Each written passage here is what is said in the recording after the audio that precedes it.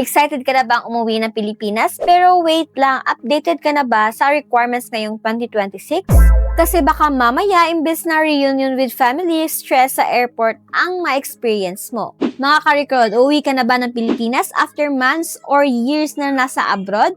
Excited ka na siguro makasama ang pamilya mo, pero ito yung tanong, updated ka na ba sa requirements? Dahil kahit isang documents lang ang kulang, pwede ma-delay ang biyahe mo or ma-stress ka sa airport. Hello mga ka-record! Welcome back sa ating informational hub, Jen here.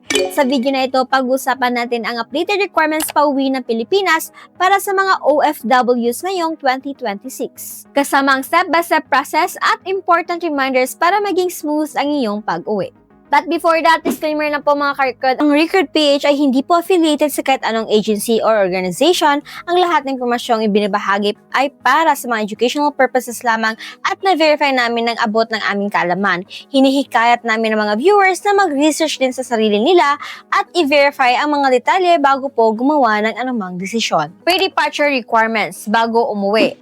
Valid passport. Siguraduhin na ang iyong passport ay valid kahit pauwi ka na ng Pilipinas. May mga airline na nagre-require pa rin ng at least 6 months validity. Halimbawa, ilang major airlines tulad ng Emirates, Qatar Airways, Singapore Airlines, at Etihad Airways ay kadalasang sumusunod sa 6 months passport validity rule, lalo na para sa mga international travel requirements. Kahit hindi lahat ng bansa ay strictly nagre-require nito, maraming mga airlines ang nag-i-implement ng 6 months rule bilang standard policy para maiwasan ang boarding issues. Confirm the flight ticket. Siguraduhin confirmed ang iyong flight details, i-double check ang pangalan, date, at destination para iwas sa problema sa check-in.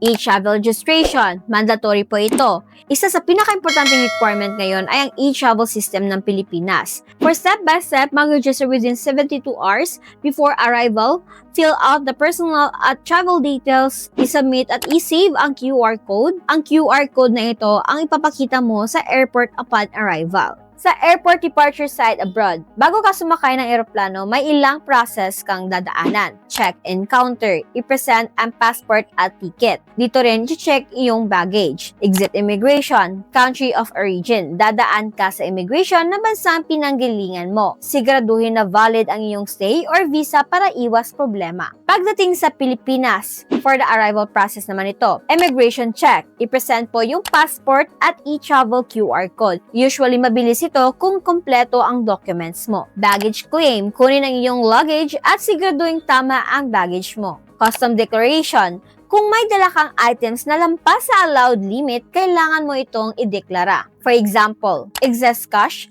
high-value items, pasalubong in bulk. Important reminders guys, avoid bringing restriction items. I-check ang list ng bawal dalhin para hindi po ma-confiscate ang mga gamit mo. Example of restricted items, firearms, ammunition, and weapons, explosive or hazardous materials, illegal drugs or prohibited substances, meats, fruits, plants without proper permits, strict po ito sa ibang countries. Large amount of cash na hindi na declared. May reporting limits po dito. Endangered wildlife products like ivory or protected animal parts. Para sa iwas confiscation, iwas problema, i-check ang bawal dalhin bago po bumiyahe. Prepare digital and printed copies. Of course, magdala ng soft copy at printed copy ng iyong documents para may backup ka. Arrive early. Dumating sa airport at least 3 hours before the flight para maiwasan na ma-stress. And for additional guys, health and travel update. Sa kasalukuyan, karamihan ng COVID-related requirements ay listed na. Pero, importante pa rin i-check ang latest health protocols bago po bumiyahe. For frequent travelers, kung madalas kong umuwi, mas maganda po na updated lagi ang iyong documents at may checklist ka bago bumiyahe. Babala, siguraduhin kompleto at tamang lahat ng travel requirements mo bago bumiyahe pa uwi ng Pilipinas.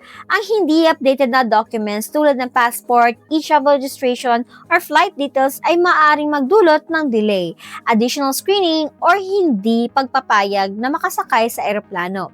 Mag-ingat din sa maling impormasyon or outdated advice tungkol sa travel requirements dahil ang policies ay maaaring magbago anumang oras depende sa government at airline regulation. Laging i-verify ang official sources tulad ng Department of Migrant Workers, Bureau of Immigration at sa iyong airlines bago ang flight. Ang pagiging handa at updated ay susi para maayos, ligtas, at stress-free sa pag-uwi ng Pilipinas.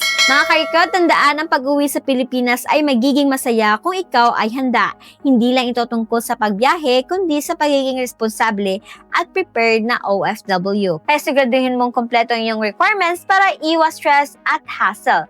Kung nakatulong ang video na ito, please don't forget to like and share mga karikot para makatulong naman tayo sa iba nating mga OFWs or mga pauwi dito sa Pinas.